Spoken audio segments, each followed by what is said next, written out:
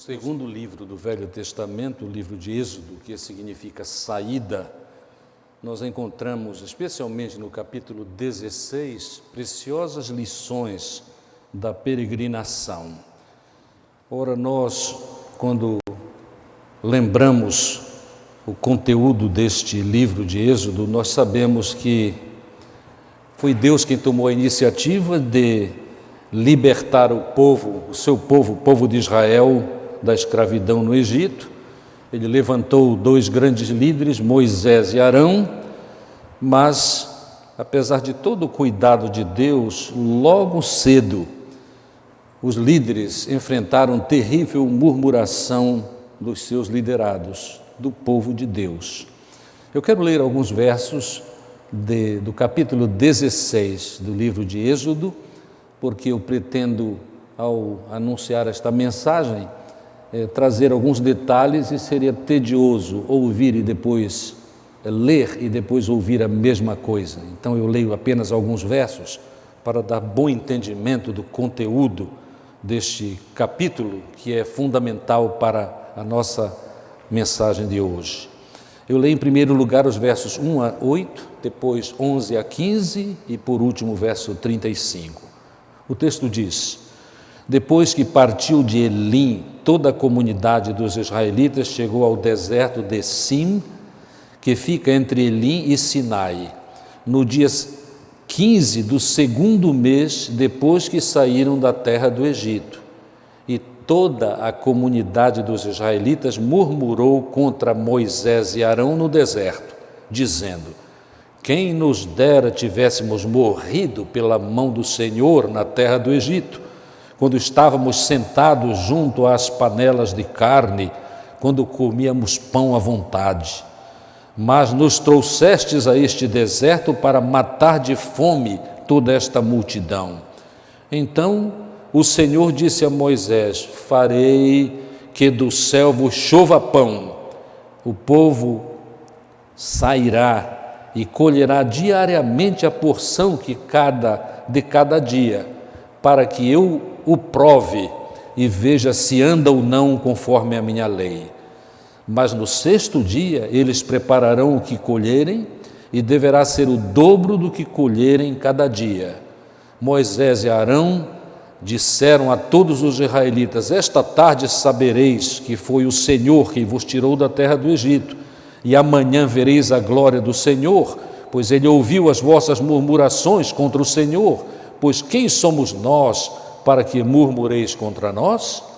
Moisés disse ainda: isso acontecerá quando o Senhor vos der carne para comer à tarde, e pela manhã pão à vontade, porque o Senhor ouviu as vossas murmurações contra ele. E quem somos nós? As vossas murmurações não são contra nós, mas são contra o Senhor. Verso 11. Então o Senhor falou a Moisés: tenho ouvido as murmurações dos israelitas. Dize-lhes: à tarde comereis carne, e pela manhã tereis pão à vontade, e sabereis que eu sou o Senhor vosso Deus. E aconteceu que à tarde surgiram codornizes, que cobriram o acampamento, e pela manhã havia uma camada de orvalho ao redor do acampamento. Quando a camada de orvalho evaporou, havia uma coisa fina e arredondada na superfície do deserto, semelhante a flocos de geada que caem sobre a terra. Quando a viram, os israelitas disseram uns aos outros: que é isto? Porque não sabiam o que era. Então Moisés lhes disse: este é o pão que o Senhor vos deu para comer. Verso 35. Os israelitas comeram o maná durante 40 anos, até que chegaram a uma terra habitada, até que chegaram aos limites da terra de Canaã. O primeiro ponto desta mensagem é lembrarmos que, desde tempos passados, desde o pecado de Adão e Eva, o povo comumente demonstra a sua insatisfação e a sua incredulidade, murmurando contra as ações de Deus. É interessante este texto, porque nos mostra com muita clareza que isto é rebeldia, incredulidade, e no meio disso tudo houve demonstrações de avareza, apesar de a provisão de Deus para o povo israelita ter sido tão abundante. É interessante reconhecermos que Deus sempre cuidou do seu povo. Nos primórdios no início deste livro, nós aprendemos que Deus vem a Moisés quando, de tanto ver o sofrimento do povo, no capítulo 13, verso 7, Deus vem a Moisés e diz assim: olha, eu tenho visto, eu tenho observado o sofrimento do meu povo e eu estou te constituindo líder para que tu abençoes o povo, dando a eles a redenção desta escravidão. Murmuração sempre foi e continuará sendo problema na vida dos homens. E comumente é uma consequência de dificuldades, de exigências da vida. Neste caso, as grandes exigências da peregrinação. De fato, nós pouco sabemos de deserto, mas para nós é prudente reconhecermos em deserto uma figura de dificuldades. E pode passar na nossa mente, rapidamente, alguma coisa a respeito de como era o sofrimento do povo de Deus, que havia saído do Egito e agora estava a caminho da terra prometida, a caminho de Canaã. Muitas vezes a murmuração, amados, tem a ver com uma grande diferença entre o que é o real que experimentamos e algumas expectativas. A murmuração é tanto problema que a murmuração fez, no caso destes israelitas, com que eles ficassem desequilibrados a respeito da sua avaliação do passado, que não era muito distante, quando viviam debaixo da escravidão no Egito. Os irmãos notaram na leitura que eles disseram na sua reclamação que era muito melhor eles terem morrido na mão do Senhor lá no Egito, porque afinal, eles dizem aqui, logo nos primeiros versos, no verso 3 do capítulo 16, quando eles estavam sentados junto a panelas de carne, quando comiam pão à vontade, a reclamação era completa. E de fato, quando nós vamos ver, isto é pura ilusão. Muitas vezes nós temos ilusões a respeito do nosso passado glorioso, não é? Há pessoas que de fato se aprimoram a pensar assim: o passado era muito melhor. Toda vez que eu penso a respeito desta história, que às vezes vem à nossa mente erroneamente, o passado era muito melhor e agora eu não sou abençoado, eu lembro a história de um amigo meu norte-americano, missionário no Brasil, que toda vez que ele ouvia alguém dizer o passado era muito melhor, ele dizia assim: o meu não, porque eu vivia na roça. As leiras da roça tinham que ser limpas todo dia, porque as ervas daninhas crescem rapidamente. Eu vivia no cabo da enxada. O presente é infinitamente melhor. Deus já me abençoava lá, mas agora eu recebo ainda mais bênçãos do que isso. Lembremos-nos que era pura ilusão dizer que era melhor ter morrido no Egito, porque eles viviam ao lado de panelões de carne, não é? Não era assim, não. Em Êxodo, logo no início, nós vemos que o trabalho deles era forçado. A leitura do texto que nos diz isso é no capítulo 1, versos 11 a 14. Até a palha para preparar os tijolos naquela escravidão do Egito, eles tinham que ir buscar, porque houve tempo em que a liderança egípcia disse: não, este povo israelita está crescendo demais, nós temos que descer mão pesada sobre eles. Não apenas era trabalho forçado, e se o trabalho era forçado, imaginem, entre aspas, o amor dos egípcios, líderes egípcios, para com o povo de Deus. O sofrimento era atroz. Esta palavra de dizer, que diziam de que nós vivemos ao lado de panelões de carne, era pura ilusão, era criação mental de um passado que não havia existido. De fato, os filhos eram mortos. Os irmãos lembram? Já no início, nós lembramos que Moisés foi salvo miraculosamente da mão dos egípcios, porque o povo de Deus era abençoado por Deus e crescia tremendamente. E observando isto, a liderança egípcia disse: não, nós precisamos matar esse povo. E os irmãos lembram, Foram dadas orientações para as parteiras, para que os que nascessem homens, porque a gente nasce homem ou mulher, os irmãos sabem disso, não importa o que dizem por aí, no nosso tempo, né? Os que nasciam homens eram mortos. Miraculosamente Deus, projetando o livramento, salvou Moisés de uma maneira tão maravilhosa. Nós lembramos a história, né? A família de Moisés vai prepara um cesto de junco, coloca no lugar adequado, estrategicamente escolhido, vem a filha do faraó, vê aquela criança linda e sem temor, aquela jovem não tinha os temores do seu pai, ela disse, não, este eu vou criar.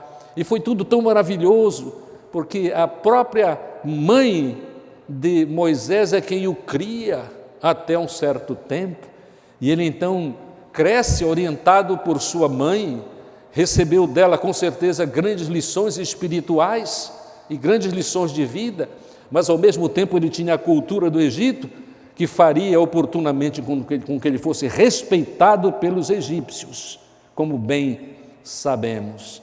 Amados, é interessante. Também a murmuração, ainda sobre a murmuração muitas vezes leva os homens a serem injustos. Olha que injustiça tremenda.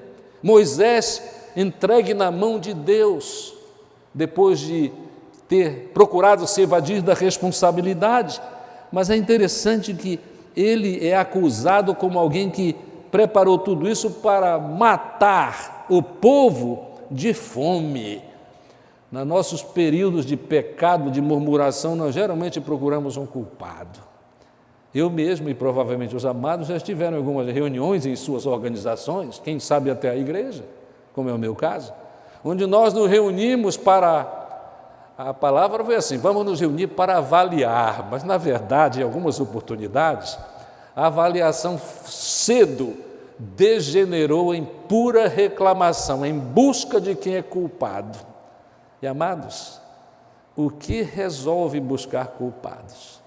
Toda vez que eu estou em uma reunião administrativa onde a gente busca culpados, eu não engrosso, eu não perco a paciência, porque Deus tem sido misericordioso comigo, me dado um espírito bastante estável, é a minha própria avaliação de mim mesmo, e eu digo isso diante dos irmãos, corajosamente, mas amados, eu fico pensando assim no meu coração, de que adianta isso?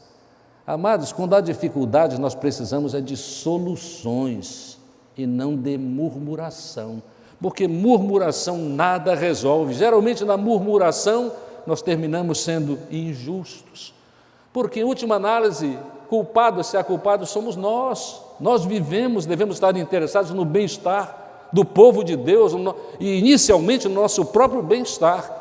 Eu costumo dizer e afirmar, e é verdade, eu digo isso especialmente para os meus íntimos, de que a pessoa mais interessada no meu bem-estar devo ser eu mesmo, mas depois, com a maturidade e a oportunidade, eu devo estar responsável, assumir responsabilidade para com o bem-estar dos grupos aos quais pertenço, e não são todos, são alguns aqueles que Deus escolheu para a minha experiência humana. Amados, a murmuração também é falta de submissão a Deus. É bom lembrarmos isto. O verso que afirma isto é o seguinte, diz Moisés, o Senhor ouviu as vossas murmurações, verso 8, contra ele. E quem somos nós? As vossas murmurações não são contra nós, Moisés e Arão, não, são contra o Senhor, são contra o Senhor. A murmuração é uma grande desgraça, porque comumente, desde aquele tempo, a murmuração infecta o povo e leva a grandes distorções, como já vimos, né? As distorções a que me referi, que estão no texto, são, nós vivíamos perto de panelões de carne, nada nos faltava, pão em abundância, e de fato eles estavam infectados. A murmuração, quer aceitemos com facilidade ou não, é reveladora de falta de fé nos propósitos de Deus. Falta de fé. Afinal, já é tempo de reconhecermos que dificuldades são parte da vida. A vida é bela, mas como é desafiadora. E mais desafiadora, eu digo da experiência que tenho, aos 77 anos, na medida em que vamos amadurecendo. ou quero dizer também, na medida em que vamos envelhecendo. Agora, a maravilha da vida humana é que Deus tem sempre um desafio diante de nós. Podem anotar, se você tem 20 anos, os desafios aos 40 e aos 60 e aos 80, aos 100, se você pela graça e misericórdia de Deus chegar lá, serão crescentes, exigindo de nós absoluta confiança nos propósitos de Deus. E lemos no texto sagrado que os propósitos de Deus se cumprem para a glória do Senhor, mas também para o nosso próprio bem-estar, para a nossa alegria no envolvimento com a vida. Amados, Deus, nesta experiência da murmuração do povo israelita, está ensinando o povo, ensinando. Que lição dura, mas necessária, sempre necessária para o povo de Deus. Está ensinando o povo a depender, a confiar no Senhor. Então, vamos deixar, esta é uma aplicação importante, vamos deixar a murmuração de lado. Vamos ajudar-nos mutuamente no encorajamento. Há muita gente agora sofrendo terrível desencorajamento. Eles não precisam de ouvir ou ser infectados por murmuração. Eles precisam de uma palavra positiva como esta. Deus, por meio de nossas dificuldades, as mais diversas, está nos ensinando a depender dEle. Podemos depender dEle. Ele resolve os nossos problemas e, acima de tudo, Ele nos acompanha em nossas crises. Mas há muitas coisas importantes neste texto. Já vimos a questão da murmuração do povo. Nós aprendemos neste texto como Deus demonstra o seu amor. E no texto, Ele demonstra o seu amor de uma maneira muito importante. Já que eles estavam tão inseguros, no capítulo 16 e no verso 10, nós aprendemos que quando tudo isso estava ocorrendo, Arão falou à comunidade dos israelitas, eles olharam assim para o deserto, talvez assim, meio constrangidos com a palavra que haviam recebido. A palavra que me refiro é: não, vocês não estão murmurando contra nós, vocês estão murmurando contra o Senhor Deus, porque foi o Senhor Deus que nos tirou do Egito. Esta reclamação é contra ele. E quando Arão falou assim à comunidade dos israelitas, verso 10, eles olharam para o deserto e a glória apareceu na nuvem.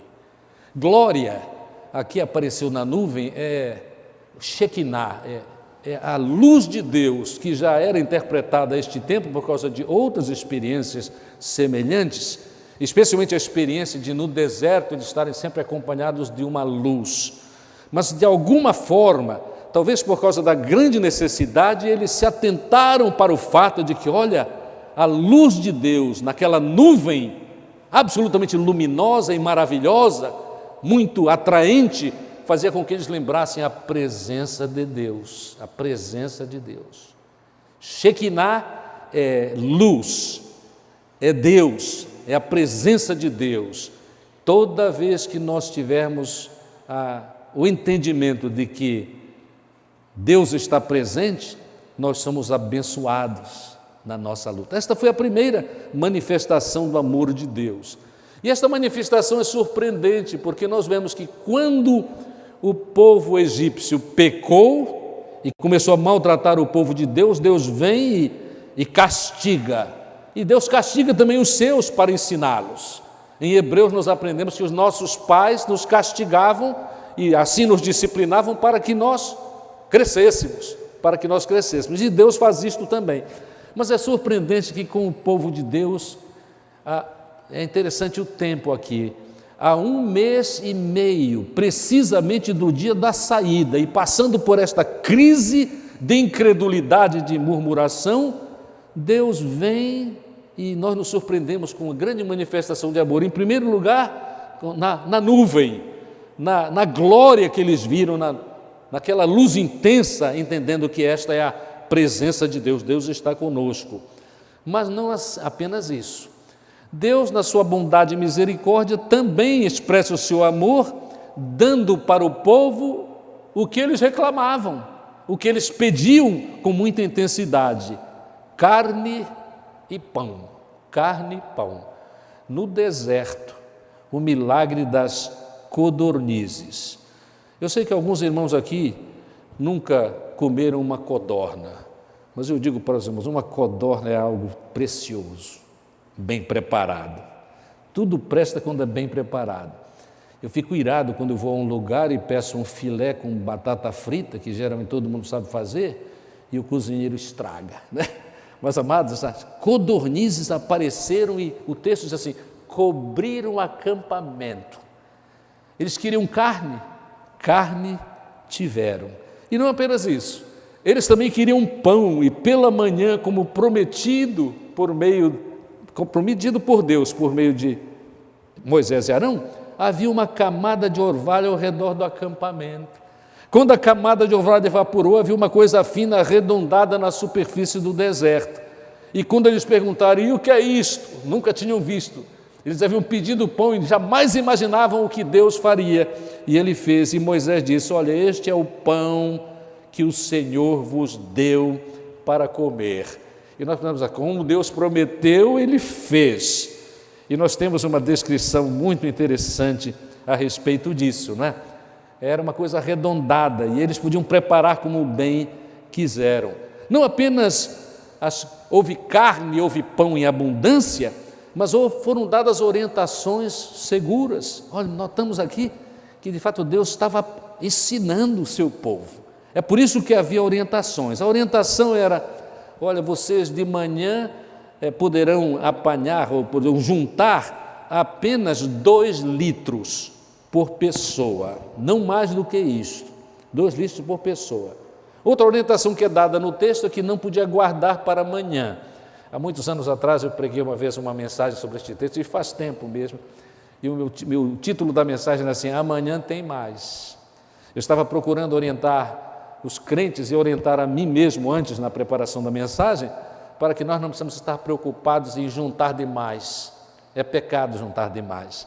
Deus dará sempre, e assim é que nós crescemos em entendimento de quem Deus é, e começamos a experimentar segurança em viver cada dia com o que Deus tem para nós. Então a quantidade de 2 litros por pessoa. Mas apesar de toda a orientação, novamente vem a rebeldia humana, tão característica, não é? Nossa, alguns avarentos foram desobedientes. O texto diz que eles guardaram para amanhã. A ideia deve ter sido assim: não, olha, esse negócio é muita gente, e era muita gente mesmo, né? Alguns calculam que eram 2 milhões de pessoas a caminho de Canaã, muita gente. E alguns incrédulos ali disseram: olha, está bom, mas eu vou estar seguro, eu vou guardar um pouco deste pão do céu, deste maná. E quando guardaram, de um dia para o outro, deu bicho, azedou, não prestou mais para o uso. Aprenderam a lição. Deus continuaria a dar todos os dias. Aí vem uma outra lição, são lições preciosas a respeito de confiar em Deus. Deus não disse que era para apanhar apenas 2 litros, só 2 litros. Outra lição era para apanhar apenas até a sexta-feira, porque no sábado do Senhor eles usariam o que eles guardaram por orientação de Deus na sexta-feira para os 2 dias. Mas alguns, por desconfiança, diz o texto, que talvez há muito tempo os irmãos não tenham lido, porque o Velho Testamento, apesar das preciosidades contidas nele, é tão esquecido, é tão desprezado, mas alguns disseram: não, olha, eu vou guardar. E amados, nós aprendemos que era preciso colher então para 2 dias, para a sexta e para o sábado, e assim foi. E o milagre é que, por causa da orientação de Deus, que foi guardado na sexta para o sábado, por orientação do Senhor, não estragou, não deu bicho. Deus sabia o que estava fazendo quando deu esta orientação. E, amados, nós aprendemos, é o verso último que eu li, que por 40 anos Deus supriu maná para o seu povo. Supriu muitas outras coisas, mas supriu maná. Até que eles chegaram a uma terra habitada, chegaram próximos, entrando já na terra de Canaã. Mas enquanto eles comiam maná por 40 anos, houve muita reclamação. Era um povo dado à murmuração. Em Josué, no capítulo 5 e no verso 12, nós temos um texto muito precioso sobre isso. Notem o que diz. E no dia depois de terem comido o produto da terra, finalmente o maná cessou e os israelitas não o tiveram mais. Mas naquele ano eles passaram a comer os produtos da terra de Canaã. Mas eles, no processo, eu dizia, de fato eles chegaram a reclamar do maná. Deus dava e era importante para a manutenção deles, mas eles reclamaram. Em Números, nós temos uma palavra sobre isso, versos 4 a 6. Diz assim: os estrangeiros que estavam no meio do povo começaram a desejar muito certas comidas, até que os israelitas também voltaram a reclamar, dizendo: quem nos dará carne para comer? Outra vez, era um pedido constante deles, queremos carne para comer. Lembramo-nos dos peixes que comíamos de graça no Egito e dos pepinos, dos melões, dos alhos porós, das cebolas e dos alhos.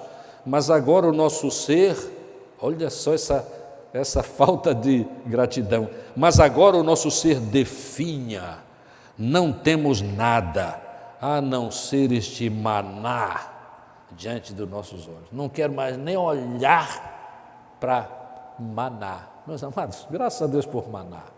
Graças a Deus pelo sustento de Deus na nossa vida. Evitemos a ingratidão.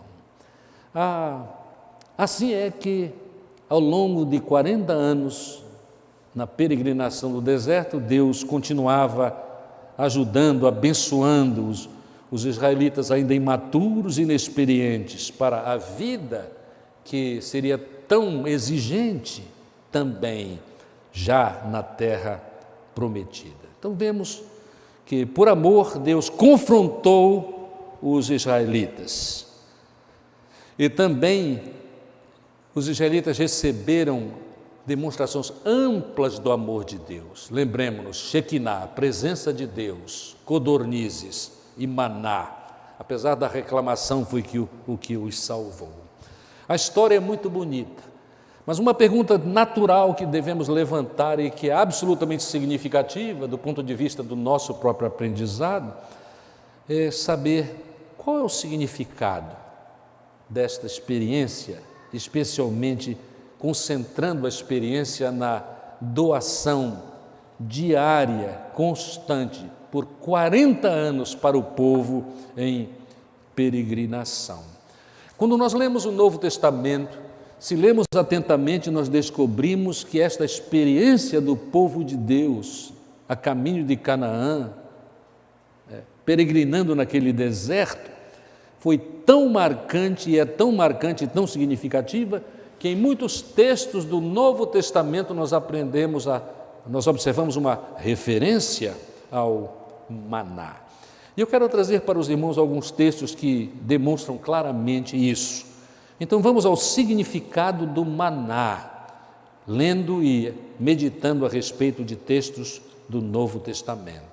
O primeiro que quero citar para os irmãos, todos eles são importantes, mas eu escolhi apenas alguns deles. O primeiro é Mateus capítulo 4, versos 1 a 4, onde nós aprendemos sobre a tentação de Jesus. Jesus sendo tentado. Então Jesus foi conduzido pelo Espírito Santo ao deserto. Vamos fazendo essas ligações, por exemplo, lá eles peregrinaram no deserto, 40 anos. Aqui Jesus é conduzido ao deserto para ser tentado ou provado pelo diabo. E depois de jejuar 40 dias, foram 40 anos no caminho de Canaã, e Jesus aqui 40 noites sentiu fome, 40 dias e 40 noites sentiu fome. Os israelitas sentiram fome e pediram, não é?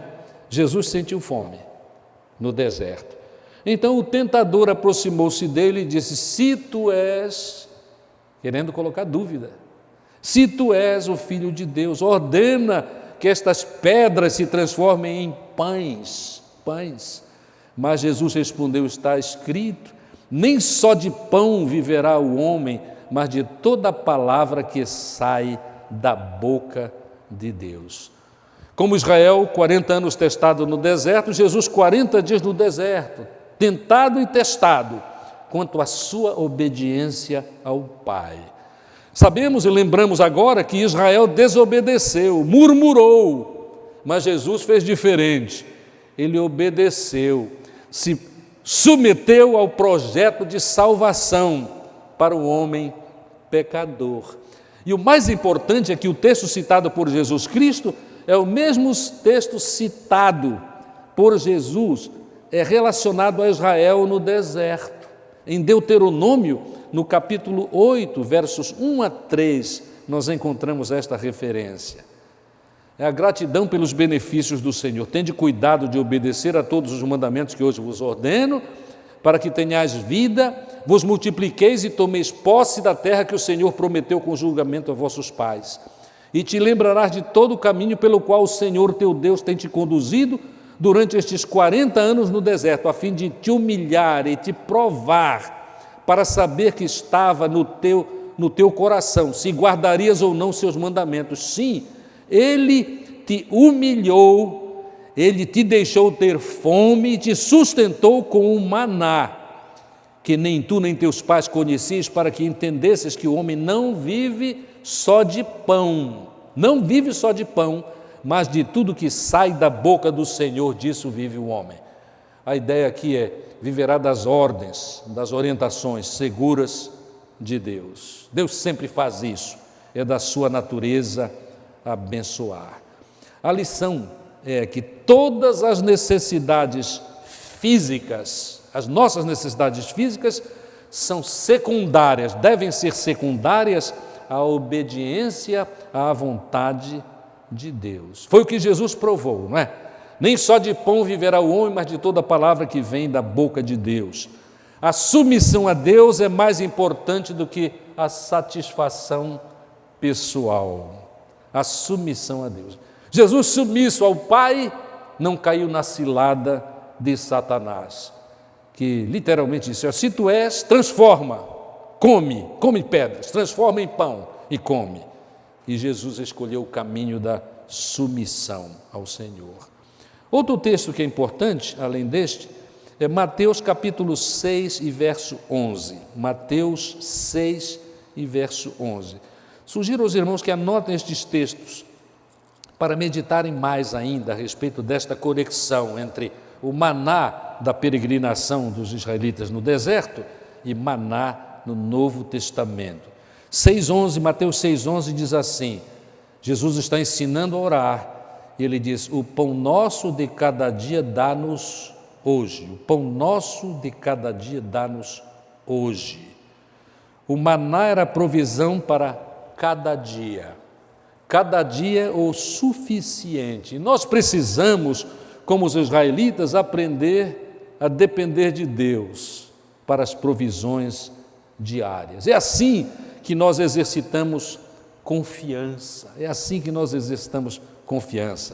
E exercendo confiança, nós somos abençoados e abençoamos muita gente. Quando o apóstolo Paulo está escrevendo para Timóteo, no capítulo 6, primeira carta, e no verso 17, ele escreveu assim: ordena aos ricos, e podemos acrescentar aos pobres também, porque é assim, ordena aos ricos deste mundo que não sejam orgulhosos, nem ponham a sua esperança na incerteza das riquezas, mas em Deus, que nos concede amplamente todas as coisas para delas desfrutarmos. Que pratiquem o bem e se enriqueçam com boas obras, sejam solidários e generosos. Com isso acumularão um bom tesouro para si mesmos, um bom fundamento para o futuro, para que possam alcançar a verdadeira vida. Quando nós temos certeza da provisão de Deus, nós podemos pedir: dá-nos o pão de cada dia, na certeza que Ele vai dar. E nós não precisamos entrar pelos caminhos da murmuração ou da ansiedade. Na verdade, podemos afirmar: amanhã tem mais, amanhã tem mais, Deus cumprirá a sua palavra porque Ele nos ama.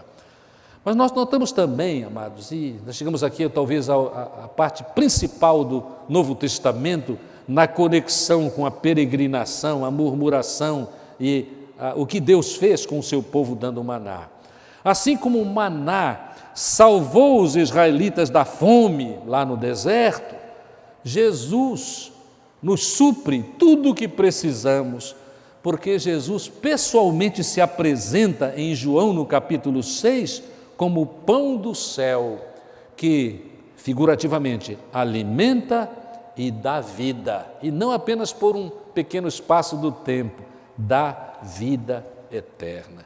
Este texto é maravilhoso na sua conexão com o histórico de Israel, isto para nossa inspiração. Eu leio no capítulo 6, versos 30 e 31, João capítulo 6, versos 30 e 31.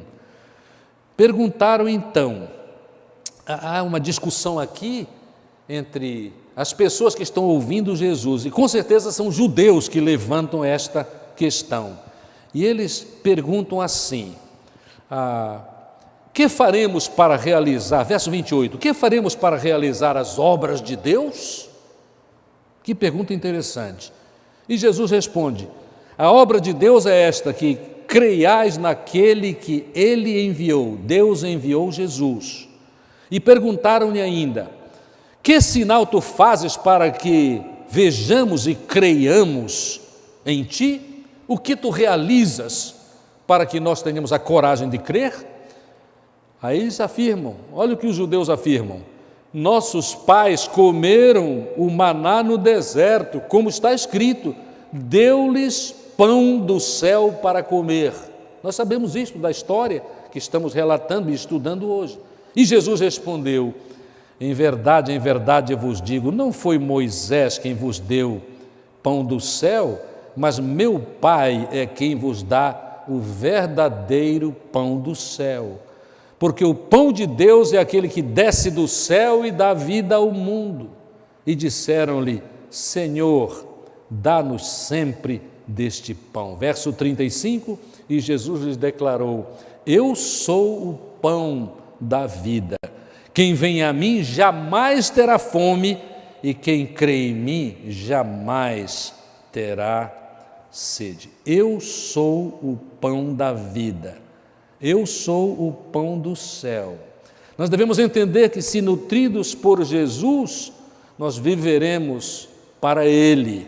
Isto será maravilhoso, porque supridos, salvos eternamente, nós podemos levar esta preciosa mensagem para aqueles que ainda sofrem ingratidão, murmuração ou incapacidade até aqui de crer no Senhor Jesus Cristo.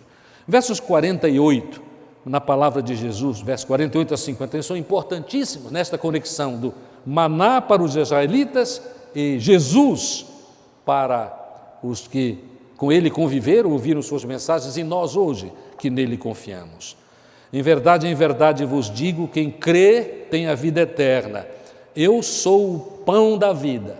A conexão é maná é pão do céu, maná é pão da vida e Jesus é o pão da vida. Eu sou o pão da vida, verso 49, João 6. Vossos pais comeram o maná no deserto e morreram. Aquilo era para um período de tempo apenas. Este é o pão que desceu do céu, para que todo aquele que dele comer não morra. Ele está falando sobre: eu sou o pão da vida. Este é o pão que desceu do céu, para que todo aquele que dele comer não morra. Eu sou, verso 51, eu sou o pão vivo que desceu do céu. Se alguém comer deste pão, viverá para sempre.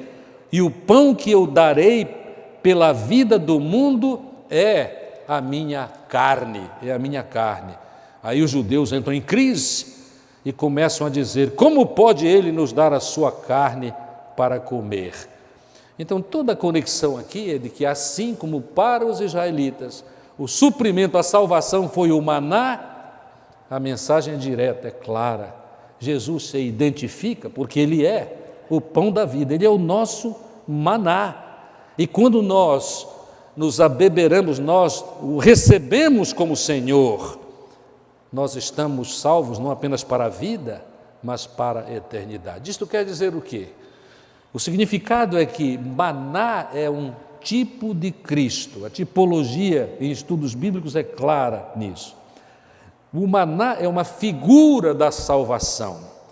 Então, a mensagem do maná para o povo israelita se cumpre quando Jesus vem à terra. Obedece, não murmura os seus sofrimentos, mas sem reclamar, aceita o plano do Pai para que a salvação, a nossa salvação, crendo nele, seja absolutamente completa. A mensagem do maná deve nos lembrar que só estamos garantidos eternamente e só seremos supridos aqui eternamente se entendermos que Jesus é o único e suficiente Salvador. Não nos esqueçamos, o significado da história, bela como é, inspiradora como é, lembrando o pecado da murmuração, o pecado da ingratidão, o pecado da ilusão a respeito do passado, o pecado de não aceitarmos a orientação de líderes que Deus levanta sobre nós, tudo é muito importante, mas o mais importante é a aplicação que Jesus faz quando diz: eu sou o maná, eu sou o pão do céu, eu sou o pão da vida. Uma aplicação, em conclusão, para as nossas vidas pode ser trazida do seguinte modo: vale a pena nos submetermos à vontade de Deus, ao propósito de Deus, porque a submissão a Deus traz bênção, traz satisfação, traz paz. Vamos imaginar aqueles que, quando ouviram lá, andando no deserto, quando ouviram a respeito de que maná seria dado, mas já tinham pessoalmente convicção de que Deus cumpre a sua palavra, até porque Deus já havia muitas vezes cumprido a sua palavra, mas aqueles que já criam na palavra de Deus vinda por Moisés e Arão, com certeza experimentaram paz, tranquilidade. Disseram no seu íntimo: bem, se Deus prometeu a Moisés que fará assim, Deus vai fazer. Quando nós temos segurança da mensagem de Deus, nós experimentamos paz, alegria, não apenas isto. A obediência a Deus também exige uma autonegação e muita disciplina. Sim, porque Deus dá ordens, e naturalmente que as ordens de Deus são bem opostas, na maioria dos casos, às sugestões comuns na nossa cultura. Na nossa cultura, a orientação do nosso tempo, esse tempo difícil que atravessamos, é aquela que tenho visto recentemente em algumas camisas escritas com todas as letras: se você quer, faça. Se você quer, faça. Em inglês até nós aprendemos: if you want, do it. Se você quer, faça. Mas isso se que você quer, faça, leva muita gente à desgraça. Nós sabemos disso. Eu tenho parentes, eu tenho pessoas íntimas minhas que andaram por um tempo nesta da cultura. Se eu quero, eu faço. Cumpro sempre a minha vontade. Sempre a minha vontade. Sofreram. E alguns, amados, já morreram por causa da desobediência. Não, amados. Quando nós obedecemos a Deus, nós temos de nos autonegar, nós temos a tentação natural, todo homem tem, de fazer certas coisas, mas nós negamos isso. É lícito até, porque na nossa cultura tudo é lícito praticamente, já no tempo de Paulo assim, mas nem tudo convém, nem tudo traz bem-estar, alegria, nem tudo significa obediência a Deus. E reconheçamos que as instruções de Deus para a nossa vida são diretas. Há muitos jovens aqui hoje ao alcance da minha voz via internet. Se você quer saber as instruções de Deus de maneira bem clara, vá a Provérbios no Velho Testamento e a carta de Tiago.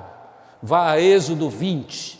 Em 10 mandamentos nós temos o que é a vontade de Deus. As instruções são diretas. Vale a pena obedecer. Vale a pena escolher. A escolha, uma das escolhas principais da nossa vida é entre prazer imediato ou alegria constante? Ou melhor, bênção eterna. Quando nós escolhemos Jesus, nós não temos apenas bênção para cá, nós temos bênção para o porvir, o lugar onde passaremos a eternidade com o Senhor e com os salvos. No capítulo 11 de Hebreus, nós temos uma lista enorme de chamados heróis da fé que decidiram, a duras penas do ponto de vista humano, aceitar e seguir de perto as orientações de Deus. Os obedientes, que esta é a mensagem para nós nesta experiência, os obedientes aprendem a se contentar com o que Deus dá, o que Deus supre, o que Deus supre. Em Filipenses, no capítulo 4, a segunda parte do verso 11, nós temos algo sobre este contentamento. E esta é uma lição preciosa, experimentada pelo apóstolo Paulo. Ele escreveu assim: já aprendi a estar satisfeito em todas as circunstâncias em que me encontre. Muitos de nós ainda não chegamos lá, mas é o ideal, né? Em todas as circunstâncias em que me encontre. Ele escreveu: sei passar necessidade e também ser ter muito. Tenho experiência diante de qualquer circunstância e em todas as coisas, tanto na fartura quanto na fome, tendo muito ou enfrentando escassez. Posso sim todas as coisas naquele que me fortalece. Vale a pena entendermos isso. É Deus quem nos fortalece e quem nos abençoa. Mas não apenas isso.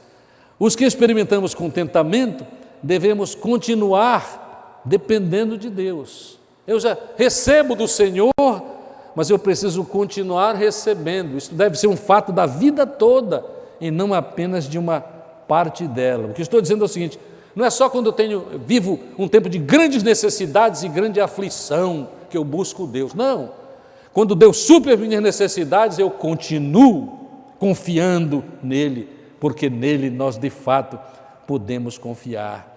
E há uma outra lição importante, é que uma vez supridos, agora estando bem, por causa da ajuda, da bênção muito especial de Deus, nós precisamos nos lembrar de compartilhar as bênçãos da nossa vida com os outros. Sim, inclusive do ponto de vista material. É como devemos fazer quando supridos por Deus. Segundo Coríntios, no capítulo 8, versos 3 e 4, o apóstolo Paulo: porque posso dar testemunho de que deram, são os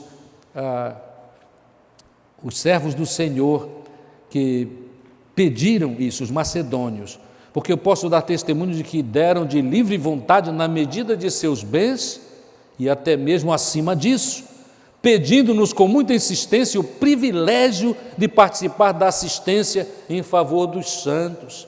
E não somente fizeram o que esperávamos, mas primeiramente, é sempre o segredo, deram-se a si mesmos ao Senhor e a nós e aos outros, pela vontade de Deus. Meus amados, que mensagem preciosa para nós. Mesmo quando supridos, e porque supridos, nós abençoamos os outros, compartilhamos o que temos. É importante voltar ao texto de Timóteo, para que ele fique gravado no nosso coração como orientação. É a segunda vez que leio este texto.